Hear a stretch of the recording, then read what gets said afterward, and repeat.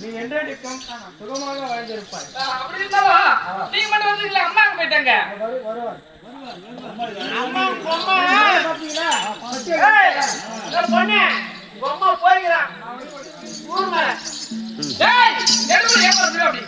எங்க போய் எங்க போறேன்? டேய் ஏ பாப்பா பொம்மா போயிறா ஊர் மேல. டேய் எங்க அம்மா அதே மாதிரி ஆள் கிடையாதுடா. தெரியுமா? எப்படி எங்க அம்மா அப்படி நல்லா கிடையாது. எப்படிடா சொல்லுங்க. வந்து கீ குஞ்சி பார்த்தா வீடு போதே எங்க அம்மா தலையில ஊறுவாங்க. அப்படியே அவங்க ஒருத்தல ஏலத்து வாங்க மாட்டாங்க, சொல்ல மாட்டாங்க.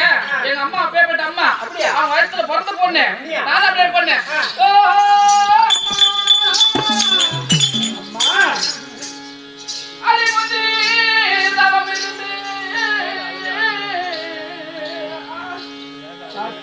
கிளதிக்கு முன்னூறு அன்னைக்கு நான் சுமந்து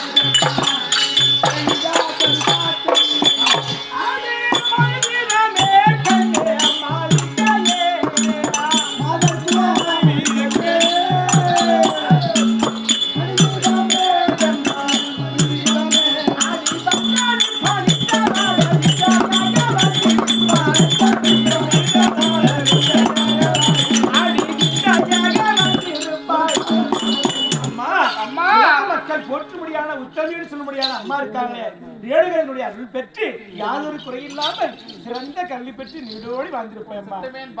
எதற்காக கூட்டுன்னு கேக்குறேன். அப்பா அம்மா கேக்குறியே.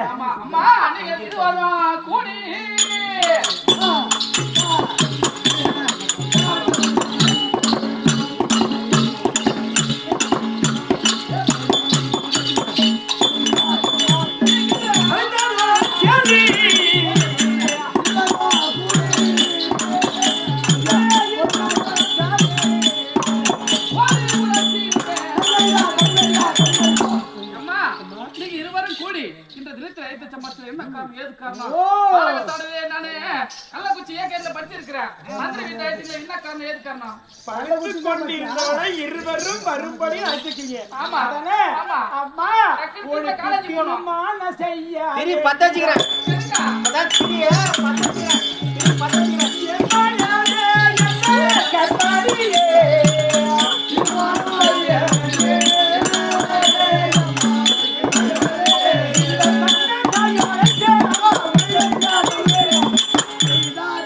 அம்மா உனக்கு திருமணம் செய்ய வேண்டி ஒரே ஒரு பெண் பிள்ளை தன்னுடைய நாட்டில் இருக்கிறாள். நமக்கு பிறகு நாட்டு ஆளுக்கு உனக்கு திருமணம் செய்து வைத்தால் அதன் மூலமாக ஒரு ஆண் பிள்ளை பிறக்காதா அப்படின்னு எண்ணத்தோடு அம்மா 2 பேரும் ஏய் எலும்புடி கல்யாணம் பையன் பிடிச்சா ஏய் எலும்புடி எங்க அப்பா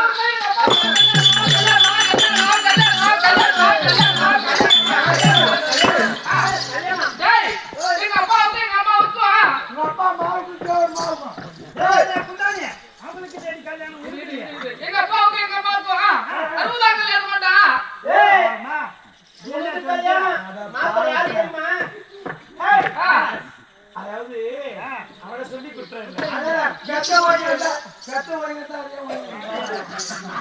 ஆமா பின்ன பின்ன